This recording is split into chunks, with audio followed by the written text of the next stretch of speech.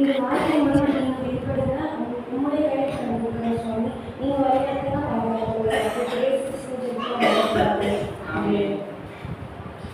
இன்னைக்கு எனக்கு கொடுத்துருக்க தலைப்பு சீஷத்துவத்தின் தன்மை. இது லூக்கா 14ஆம் அதிகாரம் 28ஆம் வசனத்திலிருந்து 35ஆம் வசனம் வரை இருக்குது.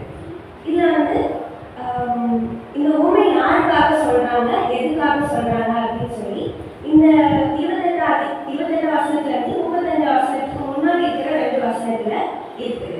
லூக்கா 14ஆம் அதிகாரம் 26ஆம் வசனத்தை ஒரு வாசிங்க.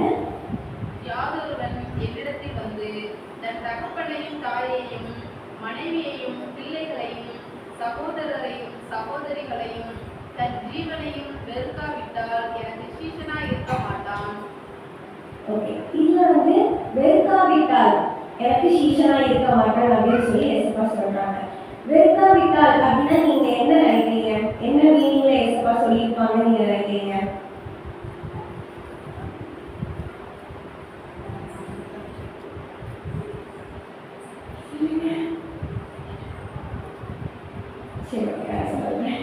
மத்தேயு 10ஆம் அதிகாரம் 37ஆம் வசனம். தகப்பனையாவது தாயையாவது என்னிலும் அதிகமாய் நேசிக்கிறவன் எனக்கு பாத்திரன் அல்ல. மகனையாவது என்னிலும் அதிகமாய் நேசிக்கிறவன் எனக்கு பாத்திரன் அல்ல. அவரை விட அதிகமா நம்ம யார் மேலேயும் அன்பு வைக்கிட கூடாது. அதைதான் வெறுக்கிறதுன்னு இயேசுப்பா சொல்றாங்க. நம்ம வெறுக்கிறதுனால என்ன நினைச்சுக்கோம், உடனே பேசக்கூடாது, ஐயோ வராங்க அப்படின்னு சொல்லி ஓரமா நடந்து போறது வெறுக்கிறது கிடையாது. அவரை முன்னுரிமையா நம்ம வச்சு அவர் மேல நம்ம அதிகமான அன்பு காட்டுறது தான் இயேசுப்பாவும் இந்த இடத்துல நமக்கு சொல்றாங்க. அடுத்தது தன் ஜீவனையும் வெறுக்காவிட்டால் சீஷனாய், அதே வசனத்துல கடைசி தன் ஜீவனையும் வெறுக்காவிட்டால் எனக்கு சீஷனாய் இருக்க மாட்டார்கள் அப்படின்னு சொல்றாங்க. தன் ஜீவனையும் அப்படின்னு சொல்லும்போது நான் என்ற பெருமை அந்த இடத்துல வரவே கூடாது. தாழ்மை உள்ளவர்களுக்கு கர்த்தர் கிருபை அளிக்கிறார். ஜெரோ சொன்ன மாதிரி அழகா எக்ஸ்பிளைன் பண்ண ஜெரோ அந்த இதுல அவர் சொன்ன மாதிரியே தாழ்மை உள்ளவர்களுக்கு தான் ஆண்டவர் கிருபை அளிக்கிறார். 1 பேதுரு 5:5 அந்த வசனம் இருக்கு. தாழ்மை உள்ளவர்களுக்கும் கர்த்தர் கிருபை அளிக்கிறார். அது இந்த வசனத்துல நம்ம என்ன கற்றுக்கொள்கிறோம் அப்படின்னா, தேவனுக்கு முதன்மையான அன்பையும் தாழ்மையுள்ளவர்களையும் நம்ம நடந்தோம் அப்படின்னா சீஷத்துவம் நம்மளுக்கு வெளிப்படும். அடுத்தது நம்ம பார்த்தோம் அப்படின்னா 27ஆவது வசனம் வாசிங்க. தன் சிலுவையை சுமந்து கொண்டு எனக்கு பின் செல்லாதவன் எனக்கு சீஷனாய் இருக்க மாட்டான். அதேதான். இப்போ இதுல இருந்து நமக்கு என்ன தெரியுது, அவருடைய சிலுவையை நம்ம சுமக்கணும். சிலுவை அது எதை குறிக்குது? அதேதான். சிலுவை அப்படின்னா இந்த உலகத்துல நமக்கு ஆப்போசிட்டா வர பாவங்கள், கஷ்டங்கள், துன்பங்கள், வேதனைகள் எல்லாத்தையும் நம்ம நினைச்சு வேதனை படிக்கிற ஒவ்வொரு காரியமும் சிலுவை குறித்ததா தான் இருக்குது.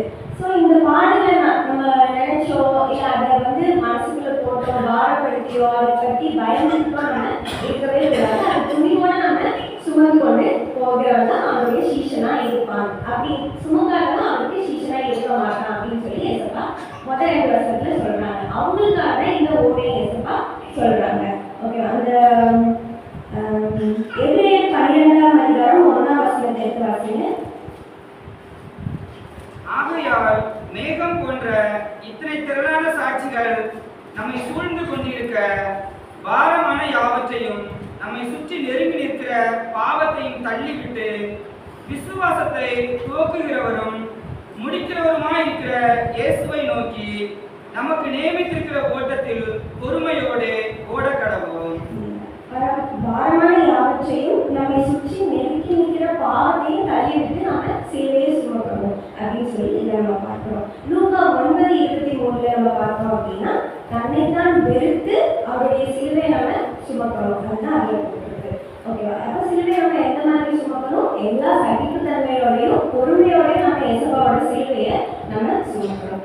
அடுத்து நம்ம ஊமைக்கு போகலாம். ஊமையில என்ன கொடுத்துருக்கு அப்படின்னா ஒரு கோபுரத்தை கட்டுறாங்க. இப்போ நம்ம இதில் பார்த்தோம் அப்படின்னா இப்போ நம்ம ஒரு வீடு கட்டுறோம். கட்டுறதுக்கு முன்னாடி நம்ம எப்பவும் இருக்கிற பிரச்சனை வீடு கட்ட ஆரம்பிச்சதுக்கு அப்புறம் தான் வரும். ஒரு பிரச்சனையும் இல்லாமல் போயிட்டு இருக்கோம். வீடு கட்டுறோம் அப்படின்னு நம்ம ஒரு பிளான் பண்ணி கொஞ்சம் வெயில் தெரியலாம் ஆரம்பிச்ச உடனே எல்லா பிரச்சனையும் அந்த டைம்ல தான் நமக்கு வரும். ஸோ அந்த வீடு கட்டுறதுக்கு முன்னாடி நம்ம கட்டி முடிக்கிற வரைக்கும் நம்மளுக்கு காசு இருக்குமா இல்லையா, அந்த பிளான் நம்ம எப்படி இருக்கணும், நம்ம நினைச்ச மாதிரி வீட்டுக்கு வருமா வராதா அப்படின்னு சொல்லி நம்ம எல்லா பிரச்சனையும் மேற்கொள்றதுக்கு நம்ம தயாரா இருக்கணும் அப்படின்னு சொல்லி இந்த வசனத்துல இயேசப்பா சொல்றாங்க.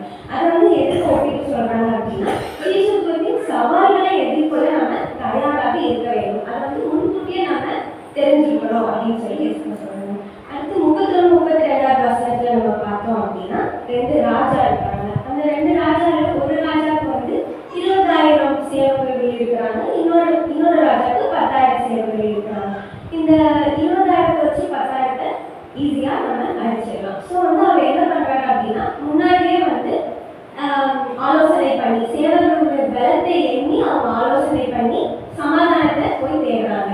ஸோ இந்த சமாதானம் இந்த சீஷத்துவத்தில் ரொம்ப முக்கியமான ஒன்று சமாதானம். நம்மளுக்கு வந்து ரொம்ப பெரிய கஷ்டம், இவன் நம்மளுக்கு கொடுத்துட்டா அவங்க நம்மளுக்கு கொடுத்துட்டாங்க அப்படின்னு இருந்தாலுமே நம்ம அவங்க கூட சமாதானமா போயிடணும். அதை பற்றி பெருசாக நம்ம எதுவும் எடுத்துட்டு அதை மனசுல வச்சுட்டு நம்ம எதுவும் பண்ணால் நம்ம இயேசுவோட சீஷத்துவத்தை பின்பற்ற முடியாது.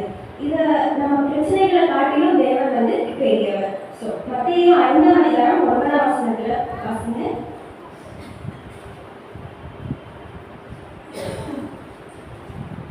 சமாதானம் பண்ணிக்கிறவர்கள் பாக்கியவான்கள், அவருடைய தேவனுடைய விருது எனப்படுவார்கள். சமாதானம் பண்ணுகிறவர்கள் பாக்கியவான்கள், அவர்கள் தேவனுடைய முத்திரை எனப்படுவார்கள்.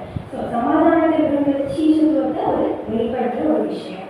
ஸோ இது வந்து இந்த எல்லாத்தையுமே பவுல் வந்து தீமோத்தேயுக்கு வந்து ஒரு டிப்ஸ் மாதிரி கொடுக்குறாரு. அது வந்து எங்க இருக்கு அப்படின்னா 1 தீமோத்தேயு 6ஆம் அதிகாரம் 10ஆம் வசனம் 11ஆம் வசனம். பண ஆசை எல்லா தீமைக்கும் வேறாய் இருக்கிறது. சிலர் அதை இச்சித்து விசுவாசத்தை விட்டு வழுவி அநேக வேதனைகளால் தங்களை குருவ குத்திக் கொண்டிருக்கிறார்கள். நீயோ தேவனுடைய மனுஷனே, இவைகளை விட்டோடி நீதியையும் தேவ பக்தியையும் விசுவாசத்தையும் அன்பையும் பொறுமையையும் சாந்த குணத்தையும் அடையும்படி நாடு.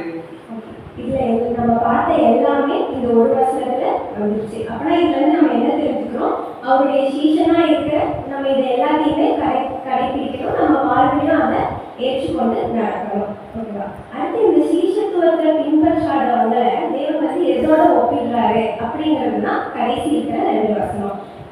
சில நேரங்களில் நம்ம அதை வந்து பின்பற்ற தவறிடுறோம், இல்லை சில சுச்சுவேஷன் நமக்கு அந்த மாதிரி அமைஞ்சிருது. ஸோ பின்பற்றாத தேவன் வந்து உப்புக்கு வந்து ஒப்பிடுறாரு. உப்பு வந்து எதுக்கு நம்ம யூஸ் பண்றோம், உப்பு என்னெல்லாம் பண்ணுறோம், யூசஸ் ஆஃப் சால்ட் ருசிக்காக யூஸ் பண்றோம். இன்னொன்று ஒரு முக்கியமான பாயிண்ட்,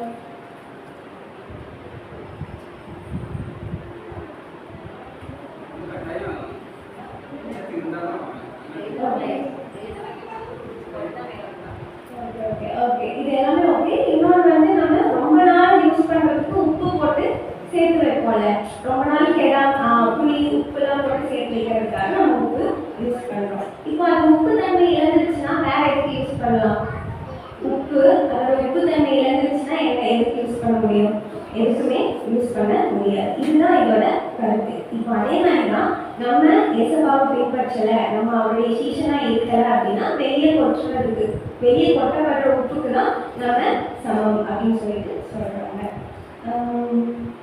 இது வந்து எப்படி சொல்றாங்க அப்படின்னா, நிலத்திலையும் எருவுக்காரிலும் நம்ம யூஸ் பண்ண முடியாது. அது வந்து நிலத்துல போட்டாலும் யூஸ் இல்லை, உரத்துல போட்டாலும் யூஸ் இல்லை அப்படின்னு சொல்லிட்டு சொல்றாங்க. அதனால நம்ம எல்லாருமே அவருடைய சீஷர்களா இருக்கிறதுக்கு இது எல்லாத்தையும் நம்ம கடைபிடித்து உப்பு சாரம் ஏற்றப்பட்ட உப்பா நம்ம வந்து வாழ்ந்து காட்டணும் அப்படின்னு சொல்லி நான் சொல்றேன்.